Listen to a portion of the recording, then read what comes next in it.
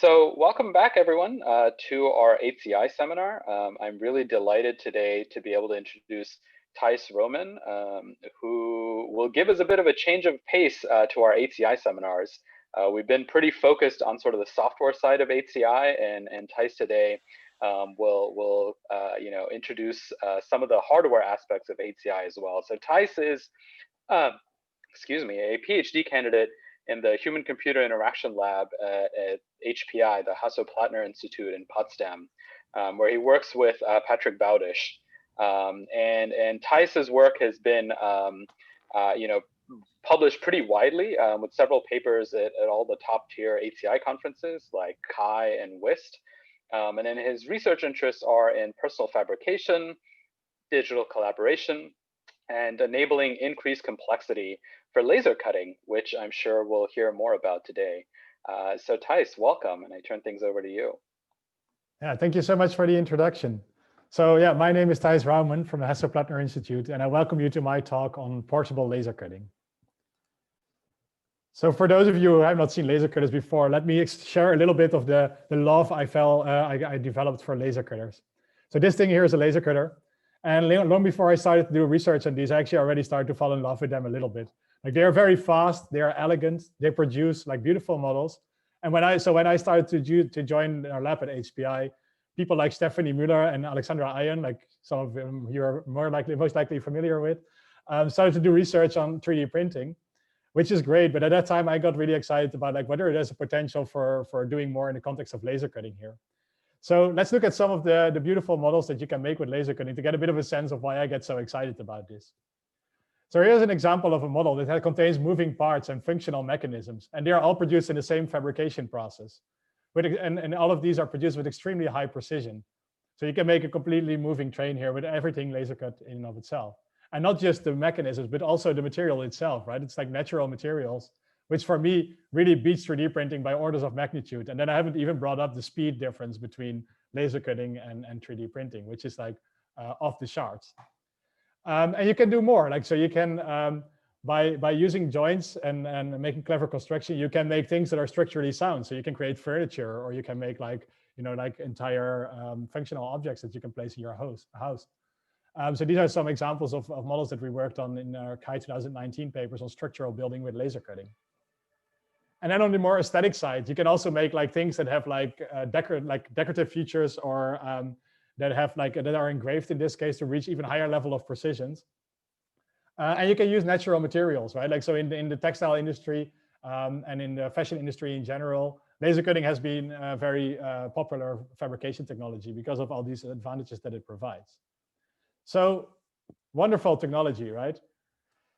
So you can imagine that I got extremely excited when sharing repositories back in 2008 came about, and people started to share models and collaborate on the models that would be out there, right? So you could just imagine if there's like millions of people that are working together on building more interesting models, the potential is just unheard of, right? Like we can still start to create solve mechanical engineering problems that no individual would be able to solve, but we as a community would be able to tackle.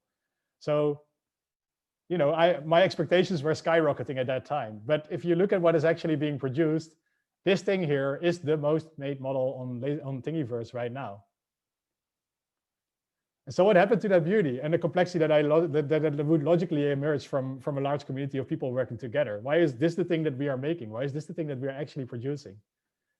So I started to wonder, what is broken here? Right, it's now 2020, we're like 12 years down the line, and we have still not made any progress in the context in that laser cutting community to solve these more interesting problems or build more interesting models. So all the models you see here are essentially single ideas, right? There's like little or no interplay between these ideas. And when I was like looking over the models on Thingiverse for my paper in my CHI 2018 paper, I just observed that there was like all of the models that are being shared are like one-off somehow. So I think it's not so much, the problem here is not so much like how we share, but the real problem here is in what we share.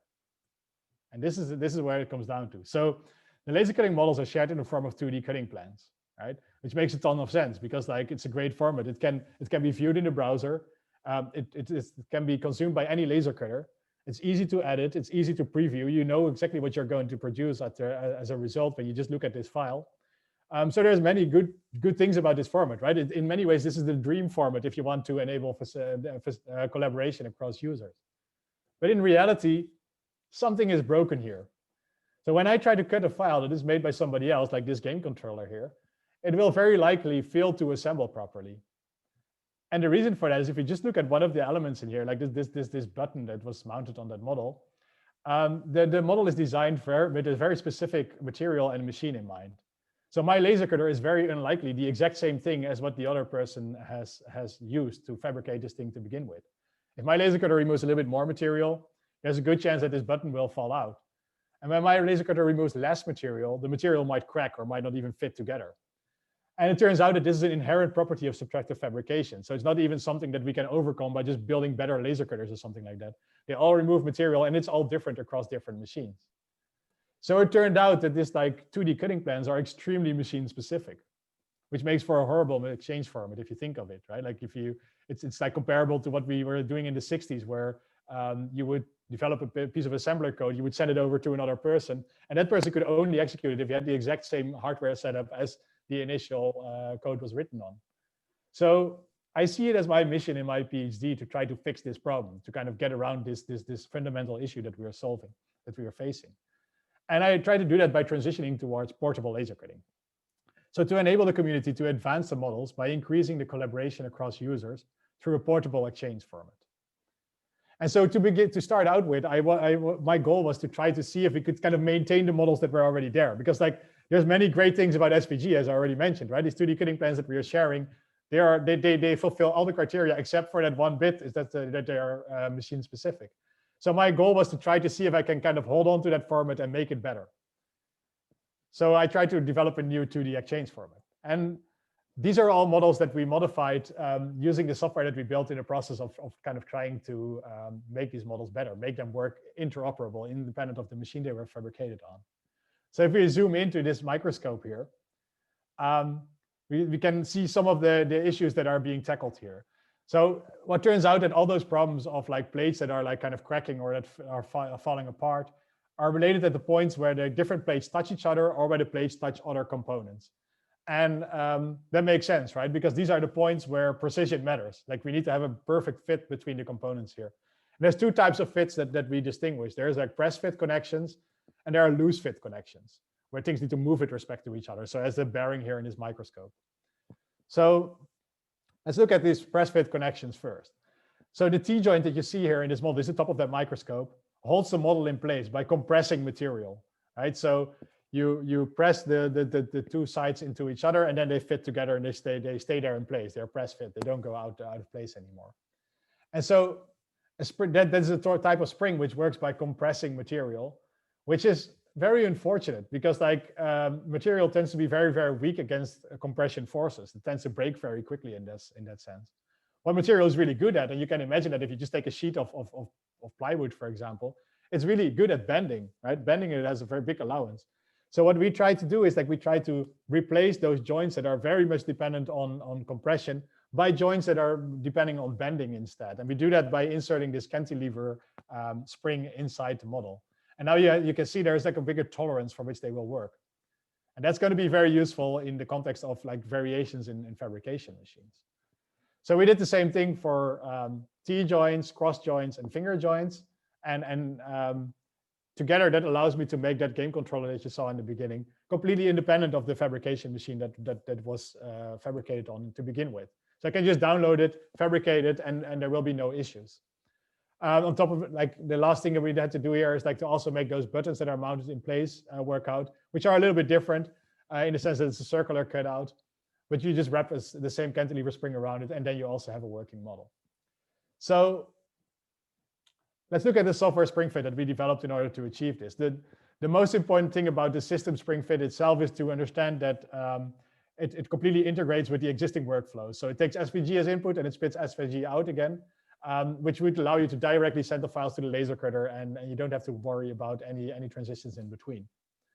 One additional advantage, and that will make sense later in the context of another project, is that we made the architecture in a way that it runs on a web browser. So the architecture allows for easy integration in other tools, and it becomes very useful in a follow-up that we did.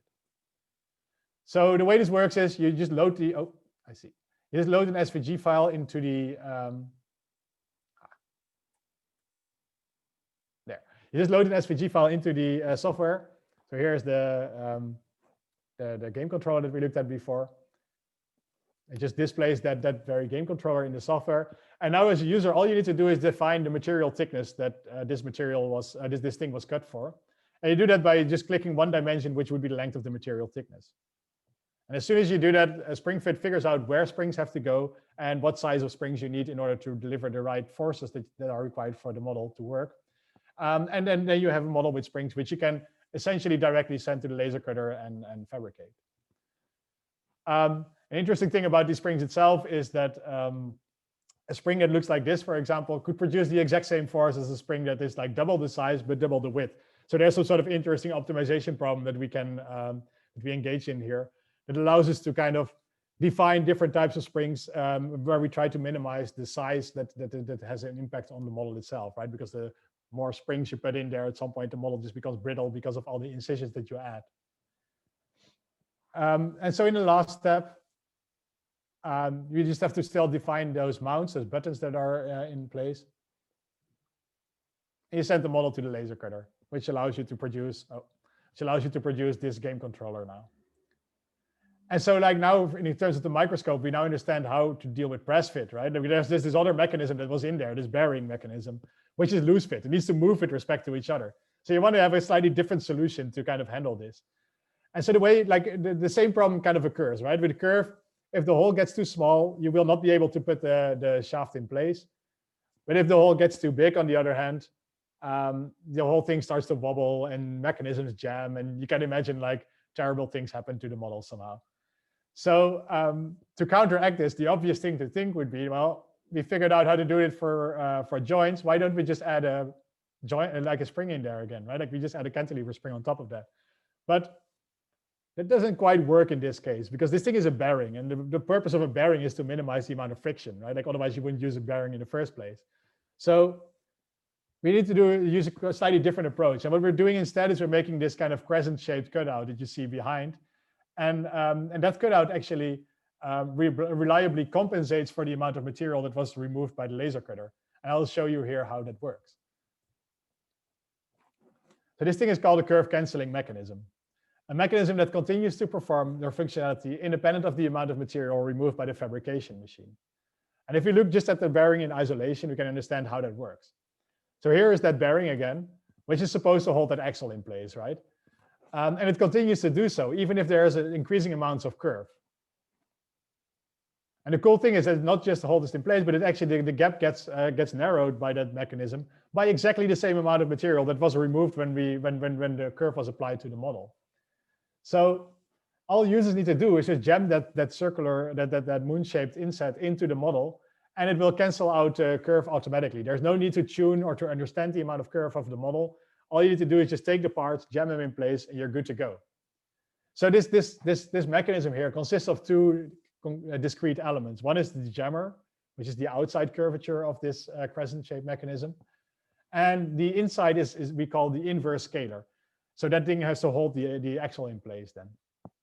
And so the way this works is that the jammer is based on a Nautilus spiral, so a self-similar spiral, which when you place that inset inside a cutout, and it was laser cut as if it was supposed to be the same size, you can imagine that the kerf makes that inset smaller, right? But the curvature in the outside stays the same because it's a self-similar spiral. So you would, at this point, be able to rotate that inset within that cutout, and now it would lock itself in place, right? Because it's like there is going to be a moment where the curvature exactly lines up, and that's where it's going to lock. So that thing here holds that mechanism in place. The inverse scalar, on the other hand, needs to hold that axle in place. So like, well, we have that moon-shaped inset held in place. Now we need to make sure that we also hold that axle with the right amount of fit. And so this works again with the very same idea. So like this, the shape of the inverse scalar is a flipped version of the same spiral. So you can imagine that as more kerf results in more rotation, that would essentially narrow down the inset. But then the inverse shape of the inverse scalar will open up the inset by exactly the same amount again. So we end up canceling out all the kerf that is applied to the model with this mechanism. You can see that here at increasing amounts of simulated kerf. So even if we go to the point where we actually mill the inset, it would still work out. You would still have like a mechanism that allows you to have a bearing of the same size just by jamming it in place. And we've done the same thing with other types of mechanisms than just bearings, obviously. So here's an example of like a multi-stage gearbox. It's just kind of fun to watch. And you see that all the mechanisms align perfectly, and they do only because of the kerf cancellation in between. So again, we built a software tool that's called Kerf Canceller that allows you to modify your cutting plan to become independent of the kerf that is applied. And it looks very similar, as you might have guessed. So in the backend, it communicates with the same server as Springfit. So for when it comes to press fit joints, it allows us to kind of completely use the Springfit implementation. But at the same time, Kerf Canceller allows you to then modify the mechanisms inside. And one thing that you see when you look at this is that all the lines that are not necessarily mechanisms, or probably not mechanisms, they've all been grayed out. So they've all kind of been faded to the background so that the focus of the user is completely on these mechanisms. And you can imagine that some of these mechanisms are really hard to guess, right? If you look at a 2D cutting plan of a gear, for example, there's no point, like if you just look at the circular cutout that contains the bearing of that gear, there's nothing in the SVG cutting plan that tells you that there's going to be a gear there. So users will have to annotate these models, and we do that here with some specific tools. So you use the gear tool to just turn one of these bearings into a bearing that holds a gear in place. I can do the same for the other one. And the same goes for a sliding mechanism, because the sliding mechanism, again, is just a rectangular cutout. And just from looking at the geometry, there's just no point of guessing that has to be a sliding mechanism. So again, like users use then, in this case, the sliding tool to just kind of add additional information into the model. And just like with Springfit, you would now just be able to directly fabricate this thing. So you just save it and you can send it to your laser cutter. And then you have your microscope that now works independent of the fabrication machine that was used to fabricate it with. And the cool thing is that this also works if you would even mill the same model. So here's a milled version of that same microscope. And again, like all the kerf is canceled out. So like you can use this very same file to fabricate it on any of these different techniques. All right, so great. Now we have a microscope that works reliably on any laser cutter. And as I already mentioned, we did the same thing with all of these other models. So there we are, right? we have like, in terms of portability, we are now able to modify the current format, which allows me to reproduce models, right? But reproducing models is not exactly the promise that I gave you at the beginning of this talk, right? I was talking about like collaborating and building on the work of others, remixing, if you will. So we need to go a little bit further to really figure out how to enable that, because these models actually are relatively hard to modify at this point. So we started a new approach to kind of investigate a little bit deeper into this with a very different solution. So here is a VR headset, and for those of you who have used like Google Cardboard before, it's like exactly that system, but then like in the form of laser cut model. So you hold a phone in the front, and then you look through the eyes on the opposite side with some lenses, and then you can actually have a VR experience in there. And you see that it's loaded in a 3D editing environment, which we developed in our Kai 2019 paper, kyub. And you can imagine that, like, you know, I may like it's an optical device, so my eyes work slightly different than anyone else. So I want to adjust this model to accommodate for my prescription. And doing this in a 3D environment is a trivial operation, obviously, right? Like you would just like take the front plate and stretch it backwards, right? Because now the phone is further away from my eye, so the focal range changes. So I would be able to actually use it with my eyesight. So in 3D, this is a trivial operation. But as I already mentioned, 95% of these models currently are shared in the form of 2D cutting plans. So this is what that model really looks like if you find it on Thingiverse. And so to make that same modification, it's obvious that I want to change like the top plate, for example, which is what you saw in the shot essentially. But if I change that plate, I would also have to change the side plate that connects to it, as well as the opposite side plate, and the plate on the bottom. Like they're all connected to each other. So making a modification to any of these individually doesn't make sense. It only makes sense if you modify all of these. And so what I think I've been doing in this exercise is I've been like reconstructing the 3D model of this thing, right? So in principle, what I did is I figured out what does that model look like in 3D? What would it be like if I want to modify it? So if I want to stretch it, then realized that, like, for example, this nose piece in the middle does not change, right? There's like a little part in there that I should not touch when I'm stretching it. But all the other parts I should change. And then execute that back into the 2D cutting plan.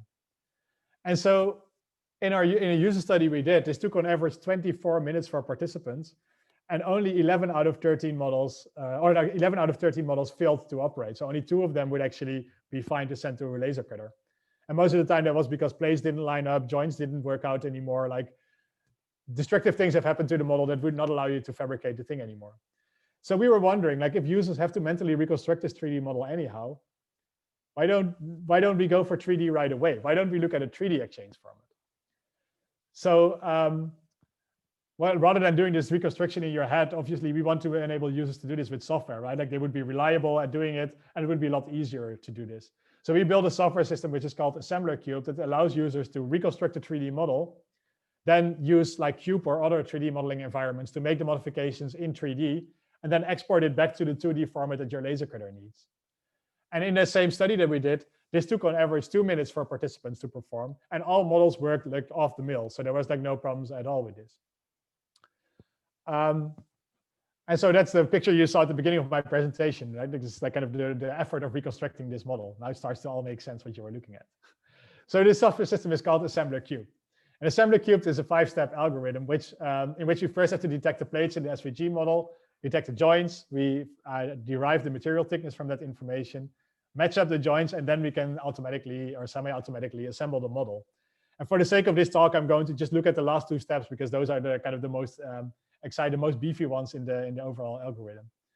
So once you have found all the joints in the model, you could imagine that in order to figure out like what a 3D model is supposed to look like, you would need to essentially compare every joint to every other joint in the model, right? So this would, in principle, at every user interaction lead to, at best, cubic performance, but probably even worse than that. So it would really quickly become intractable. So, but when you're looking at these joints yourself, I don't think it's necessary to compare each and every one to each and every other joint, right? Like if you look at this joint, for example, like it's super easy to tell that it's not going to fit to this one here, right? If you just look at it, you would probably now already know like where the joint is supposed to be, even if you just looked at the joint information. So you're wondering if you can capture that in a data structure. So we can achieve this by using a hash data structure. So every joint is hashed by their specific signature.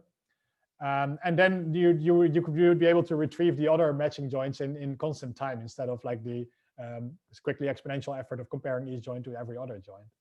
And so the way we do this is we define a signature, a geometric signature that contains the information of each of these joints. So what I already mentioned before, like this particular cutout here of this joint wants to mate with a finger that is slightly bigger, right? Like it's not exactly the same because of the curve that is applied to the model. So I need to find somewhere in the model a finger that is like a little bit bigger than this one, which is not a great idea if you're having a hash, right? Because a hash relies on precision. You want to find an exact match. That's the only point at which you can really make benefit from that data structure. So yeah, bummer. You're in a terrible situation here.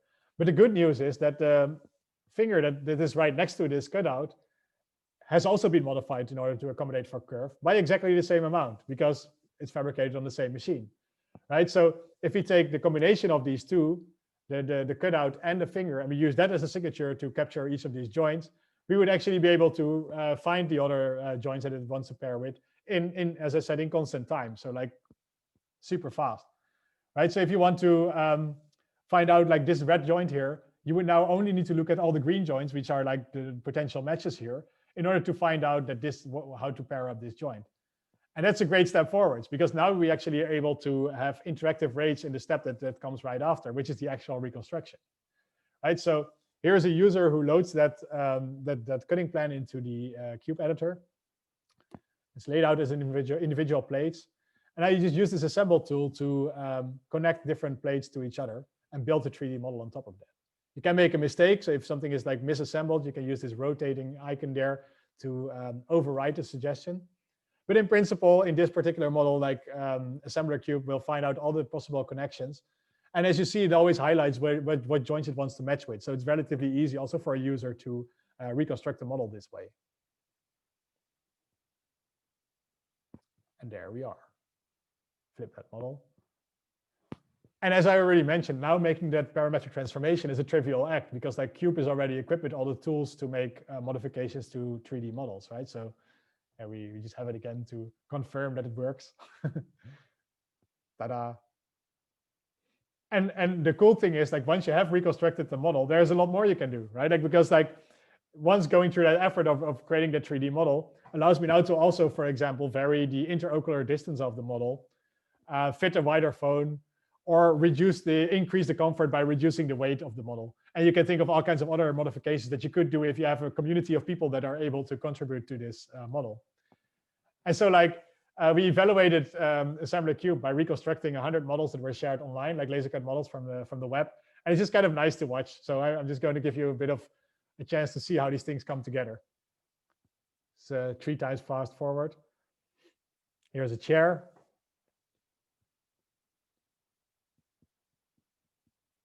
A candle holder, which was particularly interesting because all the parts are essentially the same. It's a bit of a puzzle for us as the algorithm. A birdhouse. And you see sometimes the suggestions that Assembler Cube makes are off, but then with 1 or 2 clicks on that rotate icon, you would actually be able to solve those problems. There's a microscope that we looked at before. And a Raspberry Pi rack. It's like one of these typical things that makers tend to make. Test tube rack.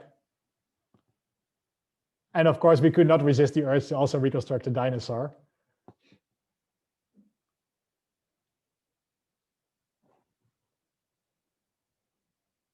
And these 100 other models that I was referring to earlier.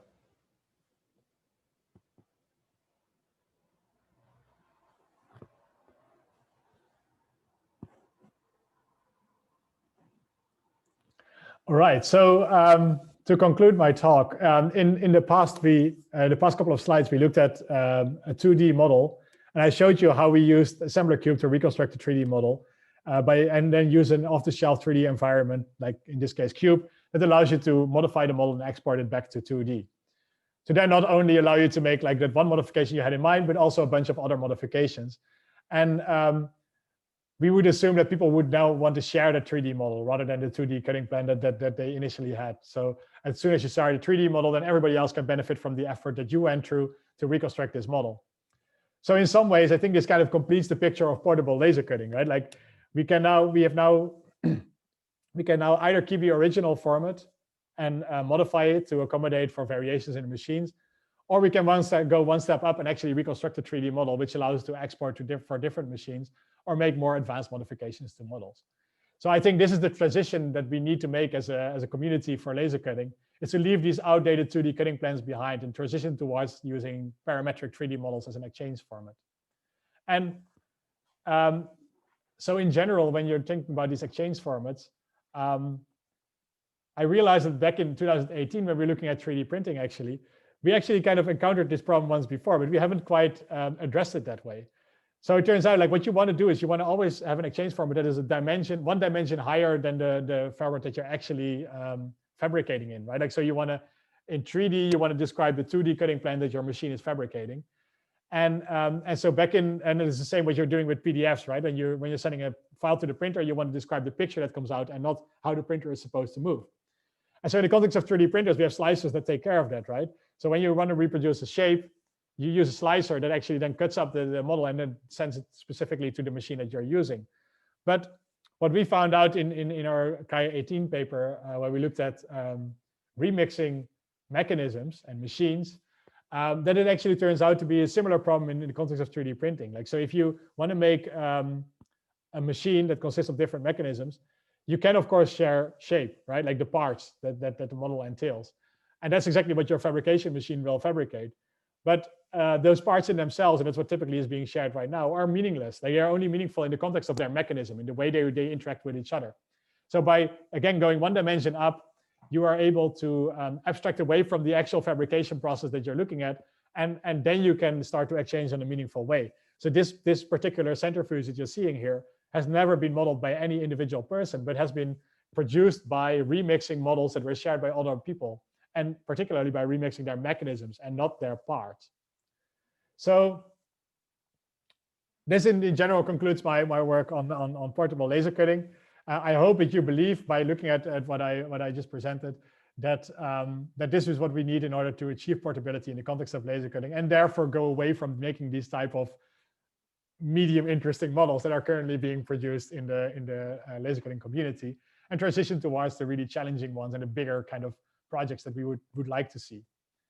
And so as a community, the Thingiverse community, I hope that we can kind of achieve that, similar to what we've seen in the open source community, right? Like if you look at TensorFlow, there's thousands of collaborators that together build an amazing open source project that none of us could have imagined a decade ago. I hope that a decade from now, we're looking at the same type of progression in terms of mechanical models, and particularly in the context of laser cutting. So I would like to thank you for your attention, and I look very much forward to the discussion. Yay. Thank you, Thijs. So what I'm going to do is stop the recording to give us space to ask questions